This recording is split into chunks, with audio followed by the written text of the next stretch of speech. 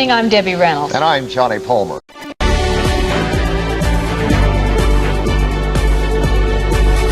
The marquee here at Smithfield High School speaks of a graduation coming up this Friday, something to celebrate. But today, some tense moments. I'm News 3's Kurt Williams, and those tense moments right now on ABC 10 News at 11. Clashes between law enforcement and protesters erupting throughout downtown LA. We bring you live coverage from the scene as it unfolds. I imagine people are really confused right now because employing violence in the name of our country right now means you're employing violence against potentially your brothers and sisters, right? From the National Guard to the Marines, we look into the overwhelming response from the White House in the midst of the fourth day of protests. The final moments in the air revealed from Sunday's plane crash in Point Loma. What we know so far about the cause of the crash and who was on board. ABC 10 News at 11 starts now, featuring Kimberly Hunt, meteorologist Megan Perry, and sports with Ben Higgins. Good evening, and thank you for joining us. I'm Kimberly Hunt. It has now been 4 straight days of immigration protests taking over downtown LA. Protests against President Trump's immigration roundups have spilled off the state capitol's lawn and onto the streets of Denver. DPS has dropped a lawsuit meant to keep immigration enforcement out of schools. And as the number of measles cases in Colorado rises, so does the number of people getting vaccinated. 9 News at 9 starts right now. Coloradans protesting the Trump administration took to Denver streets tonight, and that led to a couple of arrests by police after they told protesters to get off Broadway. 9 News reporter Colton Chavez joins us now. And Colton, you've been following this all night. Tell us what you've been seeing. Breaking news right now at 10. Thousands of protesters take to the streets of Chicago, blocking streets and sparking some tense moments with police. We have live team coverage of this massive anti-ICE demonstration right outside our studios in the Loop, and a very close call as a car goes speeding through the crowd. Meanwhile, where this all started in Los Angeles, a curfew now in place. Protesters marched onto a busy freeway with thousands of troops arriving in that city. High temperatures tomorrow look like the middle of summer when a severe storm is possible in your first alert forecast. No hate, no fear. Immigrants are welcome here. Chanting, marching, blocking roads during rush hour, and sometimes facing off with crowds of police. A massive anti-ICE protest descended on downtown Chicago tonight. The crowd has thinned considerably. This is CBS News Miami. We begin with breaking news at 11. A curfew is in effect right now in downtown Los Angeles as people take over the streets for a 5th day to protest against immigration raids by ICE agents. California Governor Gavin Newsom speaking out tonight and blasting President Donald Trump. Donald Trump, without consulting California law enforcement leaders, commandeered 2,000 of our state's National Guard members to deploy on our streets, illegally and for no reason. This brazen abuse of power by a sitting president inflamed a combustible situation. Now, protests have also broken out in New York City tonight. Here's a live look at what's happening there right now. Hundreds of demonstrators turned out in front of ICE headquarters and immigration courts in Lower Manhattan to protest the immigration crackdown. They called for an end to the raids in New York City. Live from San Diego, this is KUSI News. Good morning, San Diego. I'm Lauren Finney. And I'm Paul Rudy. Today is Wednesday, June 11th. Happy 7:01 to you, my friend. Happy 7:01 to you. Thanks for being with us this morning. You're watching KWQC TV6, Davenport, the station that's making a difference. Live from the Quad City's #1 station for news. This is KWQC TV6 News at 10. A new pilot program will give kids a vital resource and knowledge at a young age. The unexpected way this project got the money to get off the ground. Plus, the Red Cross is most recognized for giving people shelter and food when they need it most. But we show you how tonight's local fundraiser also funds a special comfort for people in need.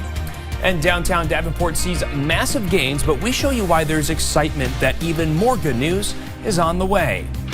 That is our top story tonight at 10. Good evening. I'm William Ingalls. And I'm Kate Kopatich. The downtown saw $29 million. What does it mean to be an ABC7 eyewitness? It means sharing big moments. The little moments. Unexpected moments. Shocking moments. Incredible moments. If you see it, share it. Post your moments on abc7.com/eyewitness and make your breaking news Eyewitness News. It is a first alert weather day today, and that means you need to track with us here at News Channel 10. Make sure you have the first alert weather app downloaded on your phone, have those notifications turned on so you can receive any warnings that are issued for your specific location.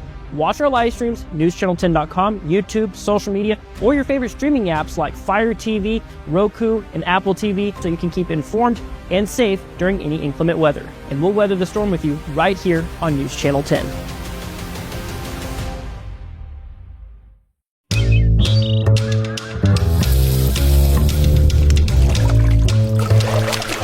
This is a typical summertime pattern with the daytime heating. We're giving you a first alert to oppressive heat and humidity that return.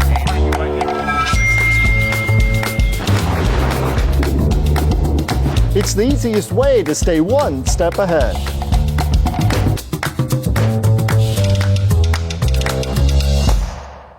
Check it out. Video shows recent volcanic eruptions at Yellowstone National Park. That sized explosion happening when and where it did, that kind of thing you might only see once a century, so in Yellowstone. Wednesday, NBC Montana is working for you, talking with scientists to investigate Yellowstone's volcanic activity and if Montanans should be concerned. They don't have to be big to cause damage. It just has to happen in the wrong place at the wrong time. Don't miss this NBC Montana special investigation into Yellowstone eruptions, Wednesday at 10.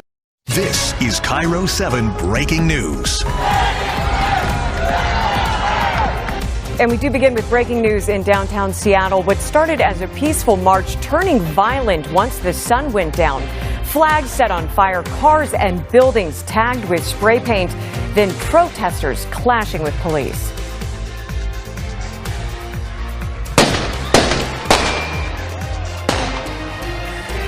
You see right there, fireworks, rocks, all thrown at multiple people trying to keep the peace there.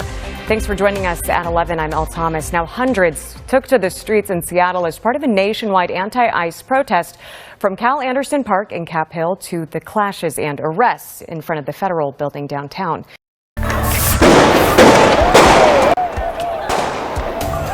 A night of unrest in downtown Seattle. What started as a march and a peaceful anti-ICE protest turned into violence and multiple arrests by Seattle police.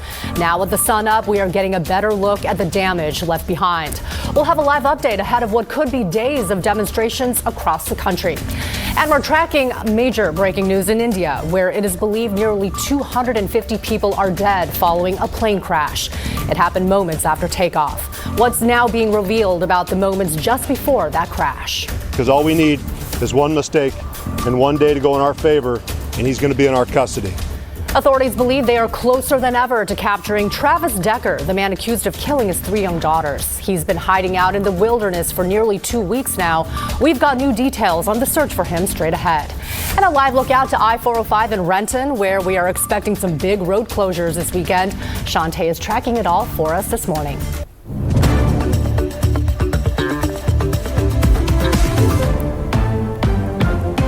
Good Thursday morning to you. We hope you're having a great start to the morning. Nice and cool out there as well. You've been warning us about that, actually. It was coming, and it is here now. Breaking right now on Morning News Now, a horrific scene out of India. A London-bound flight with more than 200 passengers on board crashes moments after takeoff. We will bring you the very latest. Also developing this morning, another night of protests and pushback in Los Angeles as federal immigration raids continue across the country.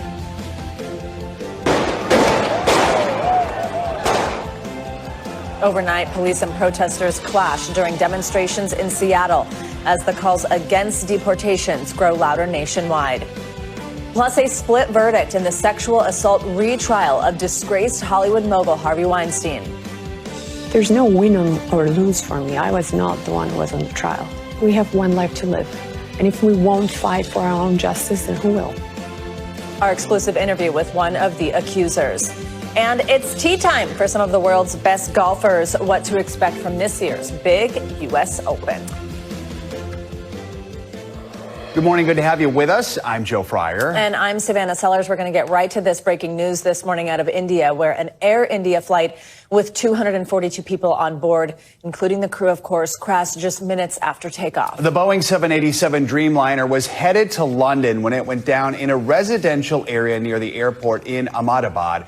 Smoke could be seen pouring from the scene. Investigators are now searching for answers. NBC News international correspondent Danielle Hamamjan, she's following the developments from London.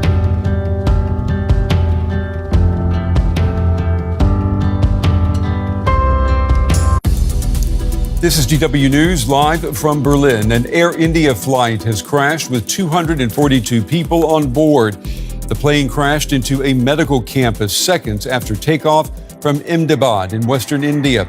241 people on board were killed, but one passenger survived the inferno. Also coming up, the U.S. orders some embassy staff to leave the Middle East, with President Trump citing a risk of a massive conflict. He's asked Israel not to hit targets in Iran, saying a nuclear deal with Tehran is close. And Germany's defense minister visits Kyiv. Boris Pistorius says he's there to reaffirm support for Ukraine in its war against Russia.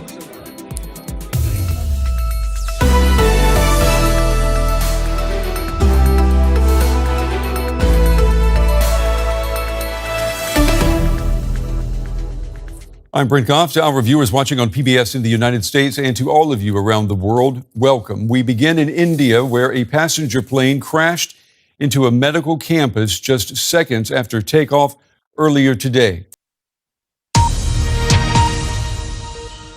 Welcome to BBC News. And we start this hour with breaking news from Israel as it has carried out strikes on Iran's nuclear program. The IDF has said the blasts heard in Tehran.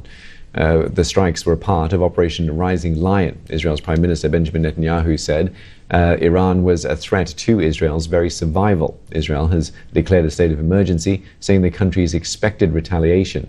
Iran's armed forces spokesman says Israel and the US will pay a heavy price for the attack.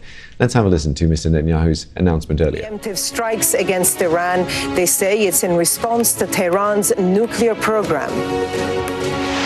Israel launched Operation Rising Lion, a targeted military operation to roll back the Iranian threat to Israel's very survival.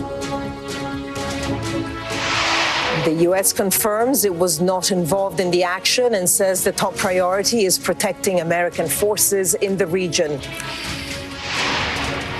We're going to have the latest from Jerusalem this hour, where an immediate response from Iran is expected.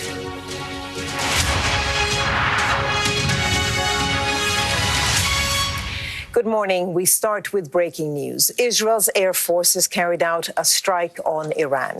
The IDF has confirmed that they carried out a preemptive and precise offensive to strike Iran's nuclear program. They say dozens of jets completed strikes on dozens of military targets, including nuclear targets in different areas of Iran. Thousands of troops on standby as millions prepare to march. We're going to be out there every day conducting our law enforcement mission. How Texas leaders are preparing and the warnings protesters need to hear tonight.